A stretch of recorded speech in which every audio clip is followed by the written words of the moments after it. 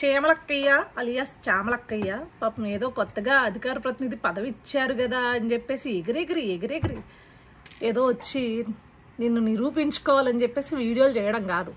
అందులో ఉన్న సబ్జెక్ట్ ఏంది, మనం మాట్లాడే దాని మీద ఎంతవరకు వాలిడేషన్ ఉంటుంది అనేది కూడా చూసుకుని మాట్లాడాలి చామలక్క. లేకపోతే పరువు పోద్ది. మేమేదో చాలా ఆనందంగా నీ ఐరన్ లెగ్ నువ్వు ప్రచారం చేసిన ప్రతి చోట ఓడిపోయింది, ఇలాగే నువ్వు 10 కాలాలు చల్లగా ఉండి అదే పార్టీలో ప్రచారం చేసుకుంటూ ఉండాలని మేము కూడా ఎక్స్పెక్ట్ చేస్తున్నాం. నిన్ను ఏదో టార్గెట్ చేయాలని ఎక్స్పెక్ట్ చేయట్లేదు. సరే, ఏదో అధికార ప్రతినిధి ఇచ్చిన వెంటనే పాపం ఆతృతగా వచ్చేసి నువ్వు నిరూపించుకోవాలి అని చెప్పేసి ఒక వీడియో చేసాం. అందులో ఏమన్నామంటే చీమకు కూడా బిచ్చం పెట్టని తండ్రి కొడుకులట.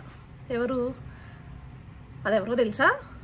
నేను పుట్టి బుద్ధి ఎరిగిన దగ్గర నుంచి, నాకు రాజకీయాల గురించి తెలిసిన దగ్గర నుంచి ఏదైతే నువ్వు పార్టీలో ఉన్నావో ఆయన గారు కావచ్చు, ఆయన తండ్రి గారు కావచ్చు, గవర్నమెంట్ తరపున కాకుండా, అంటే గవర్నమెంట్లో ఏదన్నా పథకాలు కానీ పెట్టారేమో తప్పించి గవర్నమెంట్ తరపున కాకుండా ఏనాడు సొంతంగా వాళ్ళు ప్రజలకు చేసింది కానీ లేకపోతే ప్రజలకి పెట్టింది కానీ ఏనాడు ఈ రాష్ట్రంలో ఉన్న ప్రజలైతే చూసింది లేదు, కనింది లేదు, వినింది లేదు.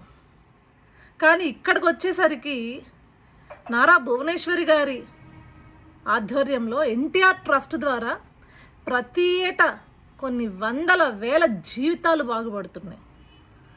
ఎన్టీఆర్ ట్రస్ట్ ద్వారా చదువు చెప్పిస్తున్నారు చదువుకోలేని పిల్లలకి. అదేవిధంగా ఎన్టీఆర్ ట్రస్ట్ ద్వారా ఏదైతే ప్రకృతి విపత్తులు వస్తాయో లేకపోతే రాష్ట్రంలో అవసరం ఉంది అన్న చోటల్లా వాళ్ళు వచ్చి వాళ్ళ సాయాన్ని అందించిన పరిస్థితి మనం చూసాం.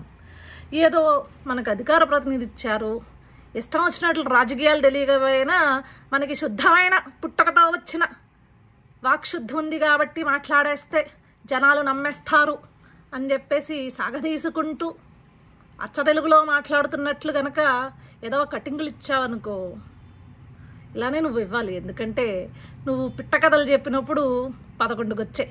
నువ్వు ఇలానే వాక్కుంటా పోతే ఇంకొకటి వస్తుంది, ఆ పక్కన 11 పక్కన ఒకటి పోతే ఇంకొకటి వస్తుంది. వీఆర్ సో హ్యాపీ అమ్మా. బాయ్ చామలక్క.